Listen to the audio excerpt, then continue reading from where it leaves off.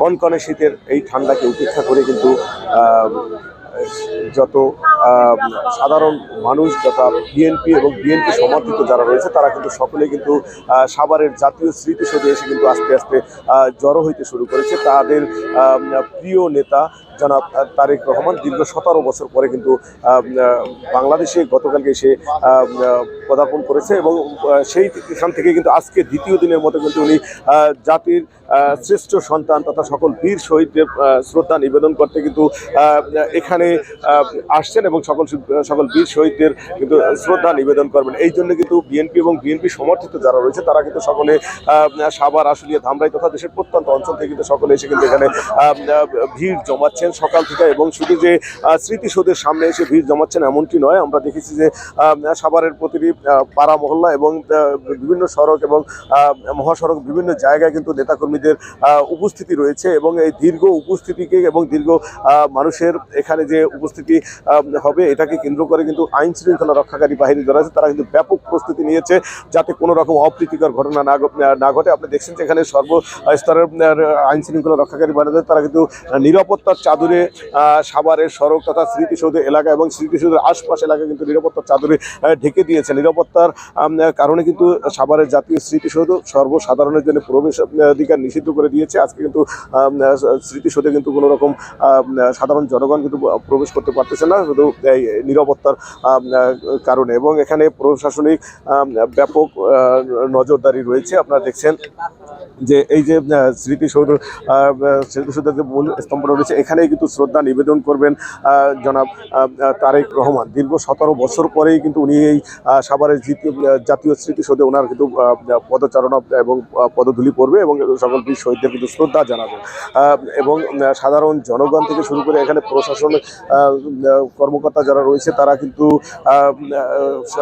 ব্যাপক আকারে শুধু যে পোশাকধারী এখানে আইন শৃঙ্খলা রক্ষাকারী বাহিনী রয়েছেন এমনটি নয়, এখানে সাদা পোশাকেও কিন্তু রয়েছেন প্রশাসনিক নজরদারি। আপনারা দেখছেন যে কি পরিমাণ প্রশাসন এখানে রয়েছে তথা এখানে কিন্তু আজকে এখানে বিএনপি এবং বিএনপি সমর্থিত যারা রয়েছে তাদের সাথে কথা বলেছে কি পরিমাণ কর্মী সমর্থক এখানে উপস্থিত হতে পারেন। সেক্ষেত্রে তারা বলছেন যে এখানে কিন্তু প্রায় লক্ষাধিক নেতাকর্মী এবং কর্মী সমর্থক মিলে কিন্তু লক্ষাধিক নেতাকর্মী এখানে কিন্তু এসে এর মধ্যে জমায়েত এবং এমনটাই কিন্তু তারা প্রত্যাশা করতেছেন এবং সকলের ভিতরে কিন্তু একটু উচ্ছ্বাস বিরাজ করতেছে। আমরা দেখেছি যে এখানে কর্মী সমর্থক যারা রয়েছে তারা কিন্তু সকলের মধ্যে কিন্তু এক প্রকার উচ্ছ্বাস বিরাজ করতেছে। তারা কিন্তু বলছেন যে তাদের প্রিয় নেতা আসবেন এবং তারা কিন্তু তার সাথে কথা বলবেন। আমরা একটু কথা বলতে চাচ্ছি। এখানে একজন সমর্থক রয়েছে, তিনি আপনি কোথা থেকে আসছেন এবং এখানে কেন এসেছেন এবং একটু বলুন।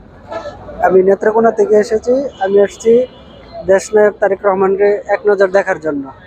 এর আগে কখনো দেখেছেন তারেক রহমানকে? জি না, এর আগে দেখি নাই, কারণ দীর্ঘ 17 বছর তিনি প্রবাসে ছিলেন। কালকে তার প্রত্যাবর্তন হয়েছে আর স্মৃতিসৌধে আসবে, যার জন্য আমি এসেছি। আচ্ছা, জীবনে প্রথমবার এই তারেক রহমানকে আপনি সরাসরি দেখবেন বলে প্রত্যাশা করতেছেন, তাহলে আপনার অনুভূতিটা এখন কেমন, আপনার মানসিক অবস্থাটা যদি একটু আমাদের কাছে ব্যক্ত করতেন যে দীর্ঘ 17 বছর পরে তথা আপনার জীবনে আপনি প্রথম আপনার প্রিয় নেতাকে দেখতে পাচ্ছেন, একটু অনুভূতি বলে বোঝানো যাবে না। আমি জীবনের প্রথম তারেক রহমানে মানে আসবে এখানে এক নজর দেখার জন্য আসছি স্মৃতিসৌধে। সকাল ভোরে ঘুম থেকে উঠে আমি আসছি। যেমনটা শুনছিলেন তাদের প্রিয় নেতাকে কিন্তু এক নজর দেখার জন্য কিন্তু এখানে চলে আসে শুধু নেত্রকোনা থেকে দীর্ঘ ঠান্ডাকে উপেক্ষা করে কিন্তু এবং সকল প্রতিকূল অবস্থাকে হারিয়ে তারপরেই কিন্তু এখানে এসে প্রিয় নেতার এক নজর দেখার জন্য এখানে এসেছেন এবং তারা কিন্তু প্রিয় নেতাকে এখানে দেখবেন বলে কিন্তু আসছে। আমরা একটু কথা বলতে চাচ্ছি আপনার সাথে। আপনি এখানে তো এসেছেন, আপনাদের প্রিয় নেতা এখানে আসছেন, আপনি কোথা থেকে এসেছেন এবং আজকে আপনার কর্মী সমর্থক এবং যারা রয়েছে তাদের ভিতরে একটা কি ধরনের আলাদা একটা নিশ্চয়ই একটা ভালো লাগা কাজ করতেছে, সেটা কি ধরনের ভালো লাগা কাজ করতেছে একটু বলতেন? আমরা দীর্ঘদিন অপেক্ষার পর আমাদের প্রিয় নেতা ভারপ্রাপ্ত তারেক রহমান স্মৃতিসৌধে আসছেন। এটা আমাদের কাছে একটা উৎসব আনন্দ উপভোগ করতেছি এবং আমরা ঢাকা ধামরাই থেকে আসছি আল-হাজ মসজিদের নেতৃত্বে কয়েক হাজার নেতাকর্মী জয় অপেক্ষা সব একসঙ্গে আসবে। এই জন্য আমরা এই ভারপ্রাপ্ত চেয়ারম্যান তারেক রহমানকে স্বাগতম জানার জন্য কয়েক হাজার লোক আল-হাজ মসজিদের নেতৃত্বে এখানে এসে পৌঁছেছি। দীর্ঘদিন যে আমরা স্বৈরাচারী সরকারের বিরুদ্ধে আন্দোলন করছি আমাদের ভারপ্রাপ্ত চেয়ারম্যান তারেক রহমানের নির্দেশে, এবং আগামীতে ওনার নেতৃত্বে একটা সুন্দর বাংলাদেশ গড়ে তুলবে এবং গণতন্ত্রের পদ্ধতিতে এই দেশ পরিচালিত হবে। আগামী 12ই ফেব্রুয়ারি নির্বাচনের পর তারেক রহমানের নেতৃত্বে আমাদের এই বাংলাদেশ স্বৈরাচারী মুক্ত বাংলাদেশ গড়ে তুলছে এবং গণতন্ত্র এবং সুন্দর সুন্দর বাংলা উপহার দেবেন আমাদের ভারপ্রাপ্ত চেয়ারম্যান তারেক রহমান, এবং উন্নয়নের বাংলাদেশ হবে, শান্তির বাংলাদেশ হবে, গণতন্ত্র বাংলাদেশ হবে আমাদের প্রিয় নেতা তারেক রহমানের নির্দেশে।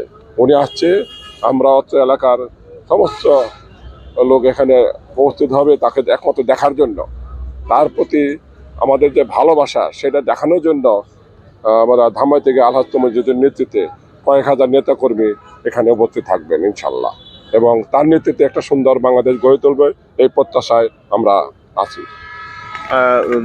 যেমন শুনছিলেন যে এরা কিন্তু সকলে এসেছেন, এর ভিতরে কিন্তু তরুণ যারা রয়েছে, তরুণ উদীয়মান নেতৃত্ব যারা এবং নেতৃত্ব দিচ্ছে এবং যারা রয়েছে তারা কখনো তারেক জিয়াকে স্বচক্ষে দেখতে পারেনি। এবারই প্রথম তারা তারেক রহমানকে তারা স্বচক্ষে দেখবেন বলে তারা আমাদের জানাচ্ছেন, এবং সেই ক্ষেত্রে তাদের ভিতরে কিন্তু একটু উচ্ছ্বাস বেশি কাজ করতেছে। তারা তাদের প্রিয় নেতাকে স্বচক্ষে জীবনের প্রথমবারের মতো দেখবেন, এবং এখানে এসে কিন্তু তারেক রহমান কিন্তু এসে কিন্তু সকল বীরদের শ্রদ্ধা নিবেদন করবেন।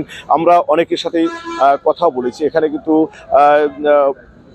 মহিলা পুরুষ থেকে শুরু করে সর্ব বয়সের এবং সর্বস্তরের মানুষ যারা রয়েছে তারা সকলেই কিন্তু এখানে এসে ভিড় জমাইতেছেন, এবং পাশাপাশি নামাজের পরেই কিন্তু তারেক রহমান এখানে আসবেন, এবং সেই ক্ষেত্রে কিন্তু এখন এই মুহূর্তে কিন্তু নামাজের সময় থাকার কারণে কিন্তু যদিও এখনো ব্যাপক জনসমর্থক তার এখানে রয়েছে, এরপরে কিন্তু নামাজের পরপর কিন্তু আরও এখানে কিন্তু জনসমুদ্রে পরিণত হবে বলে কিন্তু সকলেই প্রত্যাশা করতেছেন। এবং আমরাও কিন্তু আপনাদের পরবর্তী লাইভের মাধ্যমে এখানে দেখিয়ে দিতে চাই যে এখানে তার বিপুল সংখ্যক জনসমর্থক এসে তাকে তার যে শ্রদ্ধা নিবেদন এর সাথে কিন্তু একমত পোষণ করবেন, এমনটাই প্রত্যাশা করতেছেন এখানে সাধারণ জনগণ। তাই এই ছিল আমার কাছে সাভারের জাতীয় স্মৃতিসৌধ থেকে এখনকার মতো সর্বশেষ তথ্য। ধন্যবাদ।